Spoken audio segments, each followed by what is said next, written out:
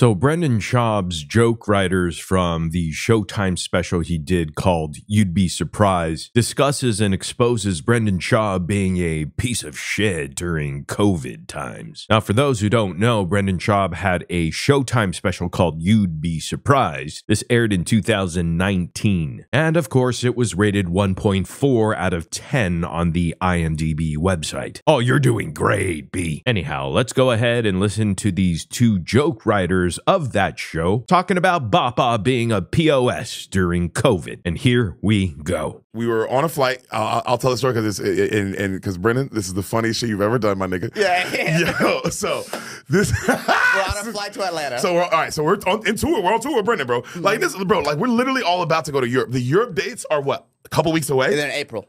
So it's nigga, we're about to go to London for the first time. Me and it, like, bro, we're like, oh, do comedy overseas. We've never done comedy overseas. Like, this is gonna be crazy. Like, oh, what a year. We're going to Atlanta. That week we were supposed to do Atlanta and New Orleans. Right. That's what we were doing that week. We were doing a theater in Atlanta and then a theater in New Orleans. Yeah. On the way to Atlanta. This is March 13th, 2020. On the Uber ride to the airport, to LAX. We're looking, Sebastian Maniscalco cancels his date. Ali Wong, who's in New Orleans, who's gonna be where we at, cancels her dates. And we were like, hey, yo, Brendan, everyone's canceling, bro. Should we get on this plane? Yeah. And I quote, stop being pussies. That's what you said, nigga. You were like, stop being pussies. It's all fake news. None of this is real. The boomer and we were virus. like, yo, Ali Wong canceled. And you were like, she Asian. And it was like, what does that have to do with anything, my nigga?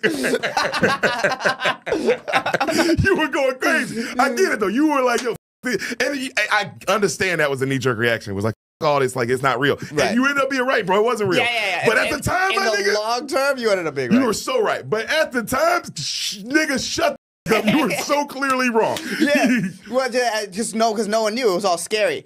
And then we land in Atlanta.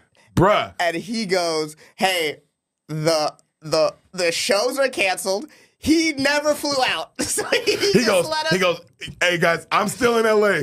Shows he goes, crazy. Shows got canceled.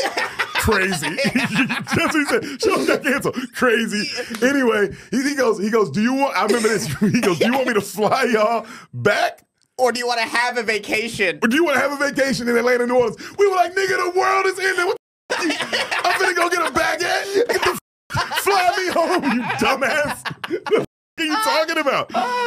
Yo.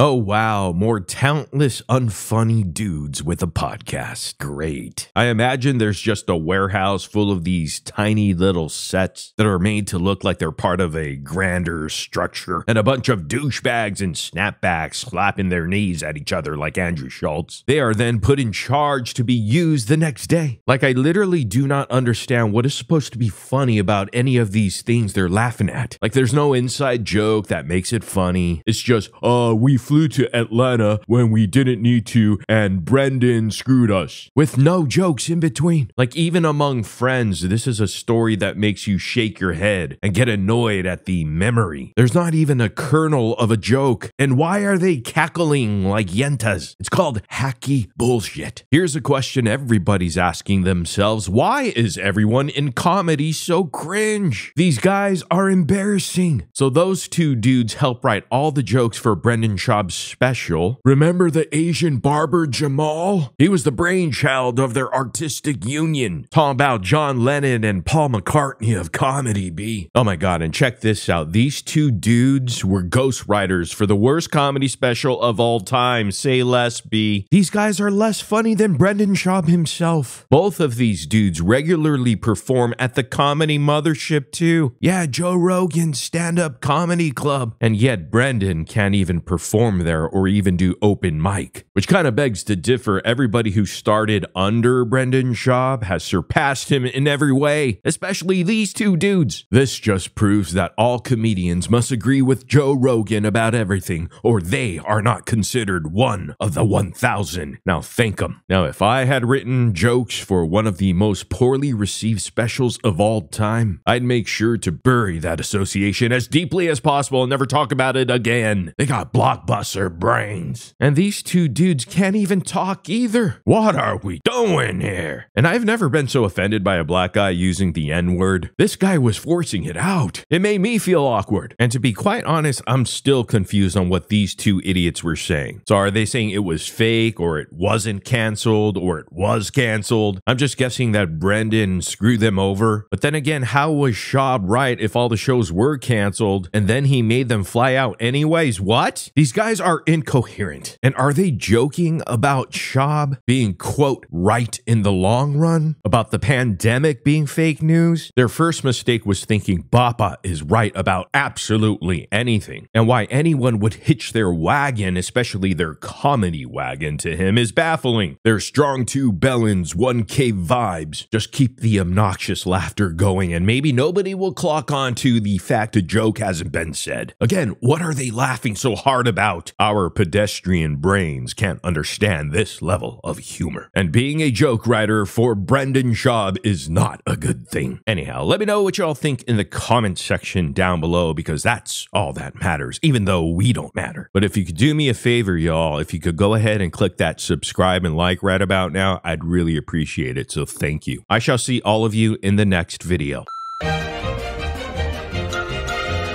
Like, but the Balenciaga one, Jesus Christ.